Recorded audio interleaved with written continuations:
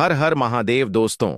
7 जनवरी 2026 माघ बुधवार पंचमी तिथि के दिन 7 दूर्वा और एक छुटकी हल्दी से कर लेना, यह एक उपाय होगी। हर मनोकामना पूरी मिलेगी, सभी दोषों से मुक्ति, इतना धन आएगा कि संभाले नहीं संभलेगा। भगवान विष्णु जी के आशीर्वाद से पूरे साल धन बरसता रहेगा दोस्तों। जैसा कि आप सभी लोग जानते हैं कि 7 जनवरी 2026 को माघ बुधवार पंचमी तिथि पड़ रहा है। इसीलिए यह दिन बहुत ही खास है, क्योंकि देखिए दोस्तों, गुरु जी ने कहा है कि जब भी माघ बुधवार पंचमी तिथि पड़े तो आपको सिर्फ और सिर्फ 7 दूर्वा और एक चुटकी हल्दी वाला उपाय करना चाहिए। यह उपाय इतना खास है कि अगर आपने सही मुहूर्त पर सही क्रिया अनुसार 7 दूर्वा और एक चुटकी हल्दी वाला उपाय कर लिया, जो प्राचीन काल के समय का महा उपाय है, तो मान के चलिए दोस्तों, भगवान विष्णु जी के आशीर्वाद से आपके जीवन का कितना ही बड़ा दुख हो, उससे आपको मुक्ति मिल जाएगी। आपकी कोई भी मनोकामना हो, मान लीजिए आप नौकरी की तैयारी कर रहे थे, आपकी नौकरी लग जाएगी। आपका बंद पड़ा व्यापार चल पड़ेगा। जिस बीमारी से आप बहुत दिनों से परेशान थे, उस बीमारी से आपको मुक्ति मिल जाएगी। आपके जीवन में धन आना शुरू हो जाएगा। आपके जीवन में धन आने के सारे रास्ते खुल जाएंगे और मान के चलिए दोस्तों, फिर आपको किसी भी प्रकार की परेशानी का सामना नहीं करना पड़ेगा। इसीलिए दोस्तों, इस दिन आप लोगों को इस वाले उपाय को जरूर कर लेना है। भले ही आपने पूरे साल भर इस उपाय को ना किया हो, पर अगर आपने इस माघ बुधवार पंचमी तिथि के दिन अगर इस वाले उपाय को कर लिया, तो आपको इस उपाय को करने का वह फल मिलेगा जिसकी आपने कभी कल्पना भी नहीं करी होगी। इसीलिए आप लोग इस 7 दूर्वा और एक चुटकी हल्दी वाले उपाय को एक बार जरूर कर लेना, ताकि आप लोगों के हाथ से यह मौका ना जा सके और आपको इस उपाय को करने का फल मिल सके। दोस्तों, यह उपाय पंडित जी ने अपनी अभी की ही शिव महापुराण की कथा में बताया है, जो इस उपाय को आज हम आपको बहुत अच्छे से समझाने वाले हैं। इस वीडियो को देखने के बाद इस उपाय को समझने के लिए आपको कोई और वीडियो को देखने की जरूरत नहीं पड़ेगी। तो चलिए दोस्तों, उपाय को शुरू करते हैं। उससे पहले हे भगवान विष्णु, आपके इस वीडियो को जो भी लाइक और चैनल को सब्सक्राइब करें, उसके जीवन में कभी दुख दर्द मत आने देना। साथ ही साथ कमेंट बॉक्स में 5 जय श्री हरि जरूर लिखें, ताकि भगवान विष्णु जी की कृपा आप सभी को प्राप्त हो सके। इसी के साथ मैं आप सभी को बता दूं कि आप लोग वीडियो को पूरा नहीं देखते हो, काट काट कर देखते हो और गलत गलत उपाय को कर लेते हो, तो आपसे निवेदन है कि वीडियो को पूरा जरूर देखें। देखिए दोस्तों, यह माघ बुधवार पंचमी तिथि का दिन यह इतना खास होता है, इतना महत्वपूर्ण होता है, देखा गया है कभी कभी बड़े बड़े पूजा पाठ अनुष्ठान से जो मनोकामना पूर्ण नहीं होते, वह माघ बुधवार पंचमी तिथि के दिन एक छोटे से उपाय करने से ही आपकी मनोकामना पूर्ण हो जाती है। और बहुत सारे लोगों ने इस उपाय को किया भी है और उनको इस उपाय को करने का फल भी जरूर मिला है। अगर आप लोग भी इस उपाय को करना चाहते हैं, तो आप इस उपाय को पहले अच्छे से समझ लेना, सुन लेना, उसके बाद करना। आपको इस उपाय का फल जरूर मिलेगा और इस उपाय को कर लेने से आपके घर में चाहे किसी भी प्रकार की दुख और समस्या क्यों ना चल रही हो, आपको उसका कारण भी नहीं पता है कि भाई यह समस्या किस कारण से चल रही है, उसका कुछ भी कारण हो सकता है, जैसे पितृदोष हो सकता है या किसी भी तरह का मंगल दोष भी हो सकता है। तो इस दिन आप लोगों को यह वाला उपाय कर लेना है। यह एक ऐसा उपाय है जिस उपाय को अगर किसी विशेष दिन पर किया जाए, तो भाई उस विशेष दिन का जो है वह तो हमें मिलता ही मिलता है। पर हमने उस दिन पर इस 7 दूर्वा और एक छुटकी हल्दी वाले उपाय को किया है, तो हमें उससे भी बड़ा फल मिलता है, और फल बहुत जल्दी मिलता है, क्योंकि आप इस उपाय को बहुत ही बड़े और विशेष दिन पर कर रहे हो। तो चलिए अब उपाय के बारे में बात करते हैं, लेकिन उससे पहले आप लोगों को यह जानना आवश्यक है कि आखिर यह उपाय किस समय करना है, किसको करना है और कैसे करना है। तो चलिए हम आगे आपको वीडियो में एक एक करके बता देते हैं। तो दोस्तों, इस 7 दूर्वा और एक छुटकी हल्दी वाले उपाय को हमें इस ऐश्न बुधवार पंचमी तिथि के दिन कैसे करना है, किसको करना है, किस समय करना है और कहां पर करना है, यह सारे सवालों के जवाब आपको इस वीडियो में मिल जाएंगे। और जो ये वीडियो देखेगा भाई, उसको 7 दूर्वा और एक छुटकी हल्दी वाला उपाय जरूर करना चाहिए, क्योंकि इस दिन शत्रुओं और किसी भी दोष, किसी भी बीमारी से मुक्ति पाने के लिए 7 दूर्वा और एक चुटकी हल्दी का बहुत ही बड़ा और विशेष महत्व होता है। और जब बात आ जाए 7 दूर्वा और एक चुटकी हल्दी की, तो यह सोने पर सुहागा वाली बात हो जाती है और यह एक बहुत ही बड़ा उपाय हो जाता है। अब दोस्तों, इस 7 दूर्वा और एक चुटकी हल्दी वाले उपाय को आखिर करना किसको है, सबसे पहले हम लोग वह बात जान लेते हैं। तो देखो, घर की जो बड़ी माताएं बहनें होती हैं, उन माताओं बहनों में से कोई भी एक बड़ी माता बहन इस वाले उपाय को कर सकती है। और दोस्तों, अगर आप चाहे तो अपने घर में से सभी सदस्यों को भी इस उपाय को करवा सकते हैं। अगर किसी व्यक्ति की खुद की कोई मनोकामना है, खुद की कोई दुख और परेशानी है जो कि वह अपने लिए ही करना चाहता है, इस वाले उपाय को तो वह खुद अपने लिए भी कर सकता है। बाकी अगर कोई घर में से ऐसा है जो कि अपने पूरे घर परिवार की सुख और शांति के लिए यह वाला उपाय करना चाहता है, तो भाई वह भी कर सकता है। उसमें भी कोई दिक्कत वाली बात नहीं है। कहने का मतलब यह है कि इस उपाय को हर एक सदस्य भी कर सकता है और पूरे घर परिवार के सदस्य के लिए घर की बड़ी माताओं बहनों में से कोई एक माता बहन भी कर सकती है। माताएं बहनें अगर घर में उपस्थित ना हो या वह यह वाला उपाय न कर पा रही हो, तो फिर घर का कोई बड़ा सदस्य भी इस 7 दूआं और एक चुटकी हल्दी वाले उपाय को कर सकता है, चाहे फिर वह पुरुष ही क्यों ना हो। उसमें कोई भी दिक्कत वाली बात नहीं है। अब दोस्तों, 7 दूआं और एक चुटकी हल्दी वाले उपाय को हमें करना कहां पर है? देखो, इस उपाय को हमें मंदिर में ही करना है। बहुत सारे लोग प्रश्न करते हैं, हर एक उपाय को करते समय क्या हम इस उपाय को घर पर या मंदिर में कर सकते हैं? देखो तो, इस वाले उपाय को आप मंदिर पर करोगे तो अच्छा रहेगा, घर में नहीं करना है इस वाले उपाय को। उसके बाद में दोस्तों, जो अगला प्रश्न निकल कर आता है वह यह आता है इस उपाय को लेकर कि आखिर इस उपाय को हमें किस समय करना है, सुबह के समय करना है कि शाम के समय करना है? तो देखो, इस वाले उपाय को आप लोग सुबह के समय भी कर सकते हो और शाम के समय प्रदोष काल में भी कर सकते हो। अब अगर आप पूछो कि भाई साहब सबसे उत्तम समय कौन सा रहेगा इस 7 दूर्वा और एक चुटकी हल्दी वाले उपाय को करने का, तो हम आपसे बस यही कहेंगे कि इस उपाय को आप शाम के समय करेंगे तो ज्यादा बेहतर होगा, क्योंकि माघ बुधवार पंचमी तिथि का दिन है और इस दिन प्रदोष काल के बहुत महत्व होता है। बाकी अगर सुबह के समय भी करेंगे तो भी अच्छा होगा, उसमें कोई भी दिक्कत वाली बात नहीं है। तो अब दोस्तों, जो अगली सबसे बड़ी और महत्वपूर्ण बात आती है वह यह आती है कि सुबह अगर हम उपाय को करेंगे तो हमें कितने बजे से लेकर कितने बजे तक के बीच में करना है, और शाम के समय प्रदोष काल में करेंगे तो हमें कितने बजे से लेकर कितने बजे के बीच में करना है। तो देखो, सुबह जितनी जल्दी हो सके आप उपाय को करने की कोशिश करना। बाकी अगर किसी कारणवश लेट भी हो जाओ, थोड़ी देर भी हो जाए तो देखो, सुबह जितनी जल्दी हो सके आप उपाय को करने की कोशिश करना। बाकी अगर किसी कारणवश लेट भी हो जाओ, थोड़ी देर भी हो जाए, तो 10 या 11 बजे तक भी आप उपाय कर लेना, पर 12 बजे से ज्यादा देरी ना हो, ठीक है? इस बात का ध्यान रखना। उसके बाद में दोस्तों, अगर शाम के समय प्रदोष काल की बात करें, प्रदोष काल का जो समय होता है वह शाम के 6 बजे से शुरू हो जाता है। मतलब शाम के 6 बजे से लेकर 7 बजे के बीच का जो समय होता है, यह समय प्रदोष काल का समय होता है। इस उपाय को 7 बजे या 8 बजे के बीच में भी कर सकते हो। मतलब शाम के 6 बजे से रात 8 बजे के बीच में आप कभी भी इस वाले उपाय को कर सकते हो, उसमें कोई भी दिक्कत वाली बात नहीं है। परंतु 7 जनवरी माघ बुधवार पंचमी तिथि के दिन कोशिश करना कि समय के अंतर्गत ही कर लो। किसी कारणवश ना कर पाओ तो थोड़ा देरी से भी कर सकते हो। तो चलिए, अब हम अपने सबसे पहले उपाय की बात कर लेते हैं।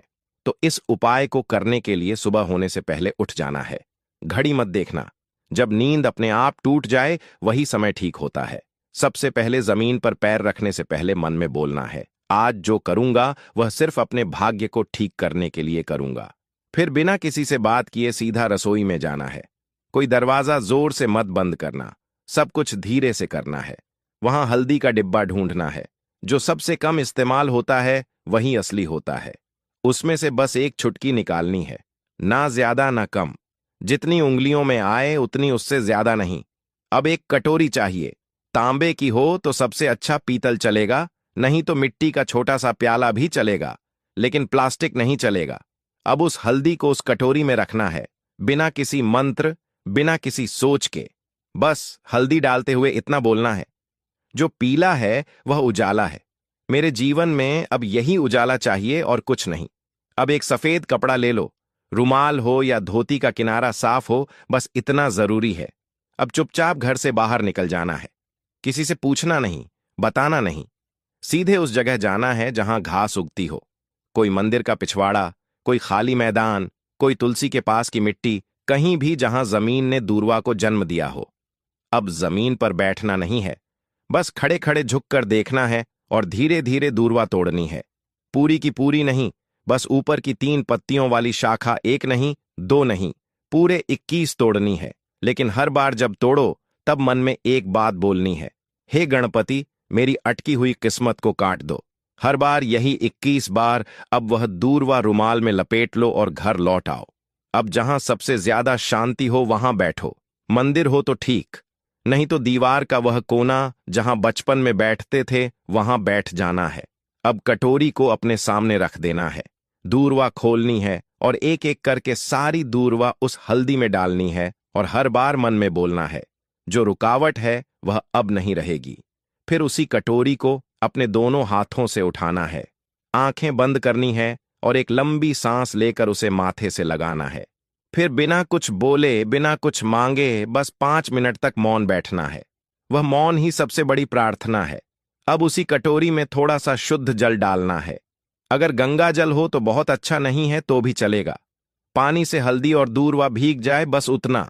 अब कटोरी को सिर के ऊपर से 3 बार घुमाना है, पहले दाएं से, फिर बाएं से, फिर एक बार और दाएं से, जैसे कोई अंधेरे का घेरा काट रहा हो। और फिर उस कटोरी को लेकर चुपचाप घर से बाहर जाना है। किसी पुराने पीपल के पेड़ के नीचे या किसी बहते पानी में, नदी में, वहां जाकर वह हल्दी और दूर्वा बहा देनी है। लेकिन ध्यान रखना, पीछे मुड़कर नहीं देखना है। जैसे जो छोड़ आए वो अब दोबारा जिंदगी में लौटे नहीं। फिर लौट कर घर आना है, हाथ मुंह धोना है, लेकिन ना कुछ खाना है ना पीना है। कम से कम दोपहर तक कुछ नहीं, सिर्फ मौन रहना है और मन में एक बात टिकाए रखना है, अब जो होगा वह मेरे लिए सही होगा। यही उपाय है, यही टोटका है और यही भरोसा है। इसे किसी को बताना नहीं है, किसी से चर्चा नहीं करनी है। और किसी दिन अचानक जब कोई बंद दरवाजा अपने आप खुल जाए तो समझ लेना हल्दी और दूर्वा ने अपना काम कर दिया है। अब जब उपाय पूरा हो गया, जब तुमने चुपचाप हल्दी उठाई, दूर्वा तोड़ी, मंत्र नहीं बोला लेकिन प्रार्थना की, तो समझो कि अब काम उस स्तर पर शुरू हुआ है जहां शब्द नहीं पहुंचते, जहां इंसान की समझ रुक जाती है और जहां से किस्मत की चाल चलती है। मगर दिक्कत यह है कि आजकल इंसान इतना शोर सुनता है कि जब जीवन में कोई बदलाव चुपचाप आता है तो वह उसे पहचान ही नहीं पाता। इसलिए जरूरी है यह जानना कि उस उपाय ने असर करना शुरू किया है या नहीं, और अगर हां तो कैसे। सबसे पहला संकेत, मन की हल्कापन। कोई बड़ी बात नहीं होती, बस एक सुबह उठते हो और बिना वजह मन हल्का महसूस करता है। ना कोई बड़ी खुशखबरी मिली होती है, ना कोई पैसा वापस आया होता है, लेकिन भीतर से लगता है कि जैसे कुछ हट गया है, कोई बोझ, कोई डर, कोई घबराहट जो महीनों से थी आज नहीं है। यही पहला संकेत है कि उस हल्दी ने अपना रंग फैलाना शुरू कर दिया है और दूर्वा ने जो बांधा था उसे काटना शुरू कर दिया है। दूसरा संकेत, वह लोग जो आपको नीचा दिखाते थे अचानक चुप हो जाते हैं। वह जो रोज ताना मारते थे, वह जो आपको नजरअंदाज करते थे, वह जो आपके रास्ते में दीवार बनते थे, अचानक जैसे किसी अदृश्य ताकत ने उनकी जुबान बांध दी हो। वह सामने होते हुए भी आपसे कुछ नहीं कह पाते, और जब आप जाते हो तो उनके चेहरे पर एक झिझक होती है, जैसे वह जानते हो कि अब आप वहीं नहीं रहे। यह दूर्वा का काम है जो रुकावटें बिना आवाज के काट देती है। तीसरा संकेत, रुका हुआ पैसा, अटका हुआ काम अचानक बिना कोशिश के हल हो जाता है, जैसे किसी ने फाइल को धकेल दिया हो, जैसे कोई केस जो सालों से रुका था उसमें तारीख लग जाए, या बैंक का वह चेक जो बार बार लौटता था अब पास हो जाए। आप खुद सोचोगे, मैंने तो कुछ नहीं किया, फिर यह कैसे हो गया? और वहीं आपको याद आएगा, मैंने कुछ किया था, पर मौन में। चौथा संकेत, सपनों में कुछ दिखने लगता है। यह बात बहुत लोग नजरअंदाज कर देते हैं, लेकिन असर का असली रास्ता सपनों से होकर भी निकलता है। कोई पुराना बुजुर्ग दिखे जो चुपचाप खड़ा हो, कोई मंदिर दिखे जहां आप अकेले हो, कोई नदी जिसमें आप नहा रहे हो या कोई पेड़ जिसके नीचे आप बैठे हो, ये सब संकेत हैं कि आपकी आत्मा उस ऊर्जा से जुड़ चुकी है जो हल्दी और दूरवा के जरिए जागी थी। पांचवा, संकेत बिना बोले लोगों का बर्ताव बदलने लगता है। घर में जो लोग आपको तवज्जो नहीं देते थे, अचानक बात करते हुए रुकते हैं। आपकी बातों को सुना जाने लगता है। ऑफिस में जो लोग मजाक उड़ाते थे, अब सलाह पूछने आते हैं। यह वह बदलाव है जो किसी विजेता की घोषणा नहीं करता, बस हवा का रुख बदल देता है। और सबसे गहरा संकेत, आपको कोई नया रास्ता दिखता है जो पहले कभी दिखा ही नहीं था। हो सकता है कि अचानक कोई नया काम हाथ लगे, कोई पुराना हुनर याद आए, कोई दोस्त पुराना फोन करे और नई बात कहे, या फिर अंदर से कोई आवाज आए, अब यह काम बंद करो और यह शुरू करो। यही सबसे मजबूत इशारा होता है कि हल्दी और दूरवा का टोटका सिर्फ बाहर नहीं, भीतर भी असर कर रहा है। लेकिन साथ ही साथ कुछ बातें और जान लो, यह असर हर किसी पर अलग होता है। किसी के लिए यह 3 दिन में दिखता है, किसी को 21 दिन लगते हैं, किसी को महीने भर बाद कोई बड़ा मोड़ मिलता है। लेकिन शर्त एक है, तुम्हारा भरोसा डगमगाना नहीं चाहिए।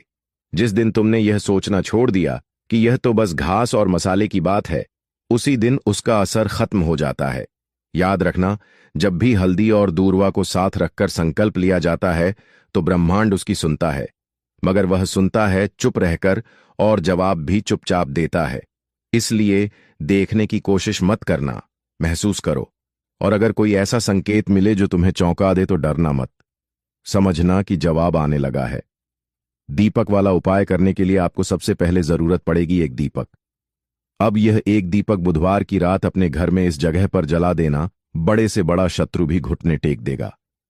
दोस्तों, जैसा कि आप सभी जानते हैं, मार्गशीर्ष महीने की बुधवार के दिन बहुत ही शुभ संयोग बन रहे हैं। और इस दिन अगर आप 11 लौंग और एक कपूर अपने घर में जलाते हैं तो शत्रुओं से हमेशा के लिए आपको छुटकारा मिल जाएगा। अब देखिए, किसी भी व्यक्ति के जीवन में जब शत्रु से परेशान करते हैं तो वह व्यक्ति अपने जीवन में दुखों से बहुत परेशान हो जाता है। शत्रु हमेशा कुछ ना कुछ ऐसा करवाते हैं जिसके बाद नजर दोष लगती है और अच्छा खासा काम भी बिगड़ने लगता है। व्यापार में मदद आने लगता है, लोगों की तबीयत खराब होने लगती है। जरूरी नहीं है कि सामने वाला व्यक्ति जैसा दिखता है वैसा हो। देखिए, बहुत सारे लोग हैं जो बहुत अच्छे होते हैं, है ना? लेकिन कुछ लोग ऐसे होते हैं जो कब आपके शत्रु बन जाते हैं आपको खुद भी पता नहीं चलता है। एक तो वह शत्रु होते हैं जो सामने से सीधे सीधे हम पर वार करते हैं, है ना? एक शत्रु ऐसे भी होते हैं जो कि पीठ पीछे कुछ होते हैं और सामने से कुछ होते हैं, है ना? नाना। तो ऐसे शत्रु होते हैं गुप्त शत्रु, और ऐसे शत्रुओं से हमेशा आपको बचकर रहने की जरूरत होती है। आप अपने शत्रुओं को शांत भी कर सकते हैं और इस उपाय को करने से आपको शत्रुओं से छुटकारा भी मिल जाएगा। लौंग जो होती है, यह शिविर शक्ति का स्वरूप होती है, और आप सभी जानते हैं कि महादेव जिसके साथ हो ना, साक्षात काल भी आकर उसका कुछ बिगाड़ नहीं पाता है। अच्छा, बुधवार का जो दिन होता है यह इतना उत्तम होता है कि आप इस दिन अपने पितरों को प्रसन्न कर सकते हैं, धन प्राप्ति के लिए उपाय कर सकते हैं और शत्रुओं से भी छुटकारा पा लेते हैं। जब 11 लौंग का उपाय और एक कपूर का उपाय अपने घर पर करते हैं तो बात कर लेते हैं। सबसे पहले उपाय की, जो कि पितरों को प्रसन्न करने के लिए है। देखिए, पितृ जब किसी से नाराज हो जाते हैं ना, तो उस व्यक्ति का जीवन में बीमारियां, दुख, धन की समस्याएं लगातार बढ़ती हैं। तो कोशिश करें कि हमेशा अमावस के दिन आप अपने पितरों को प्रसन्न करने के लिए उपाय करें। अच्छा, पितृदोष अगर घर में जरा सा भी होता है तो सबसे ज्यादा कष्ट जो आता है वह बच्चों के जीवन पर आता है। बच्चों का मन पढ़ाई में नहीं लगता है, उन्हें आसानी से पढ़ाई में सफलता मिलती है, से जीवन में सफलता नहीं मिलती है। बहुत सारे लोगों के यहां संतान को लेकर बहुत समस्याएं होती हैं कि संतान नहीं हो रही है ना? तो पितरों को प्रसन्न करने के लिए आपको इस दिन क्या करना है कि सूर्य भगवान को अर्घ देना है। तो थोड़ा सा तांबे का लौटा अगर हो तो तांबे के लौटे में जल भर लें, वरना किसी भी लौटे में आप जल लें। उसके अंदर आपको क्या करना है, थोड़े से अक्षत के दाने डालने हैं, थोड़े से चावल के दाने, थोड़ी सी किसरी डाल लें। अगर लाल फूल है तो लाल फूल डाल लें और सूर्य भगवान को अर्घ दें। अगर भी आप जल चढ़ा देते हैं, अर्घ दे देते हैं, तब भी आपके घर से पितृदोष दूर होता है। तो जब भी आप बुधवार के दिन सूर्य भगवान को अर्घ देते हैं, इससे आपके पितृ प्रसन्न होते हैं। साथ ही साथ अगर आप कर सकते हैं तो पीपल का जो पेड़ होता है, इसमें भी हमारे पितरों का वास माना जाता है। तो आपको क्या करना है कि एक लोटे में या किसी भी बर्तन में आपको जल लेना है। उसमें थोड़े से आपको काले तिल के दाने डालने हैं। काला तिल डालना है। साथ ही साथ आपको क्या करना है, थोड़े से मिश्री के दाने डालने हैं। गुड़ भी आप यहां पर डाल सकते हैं। अब यह मीठा जल आपको पीपल के पेड़ में चढ़ाना है।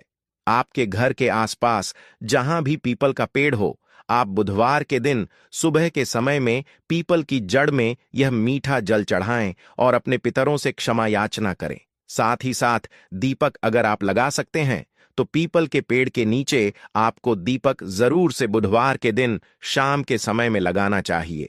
पितरी आपके हमेशा प्रसन्न रहेंगे और कभी भी पितृदोष की वजह से घर में कोई दुख और कष्ट नहीं आएगा।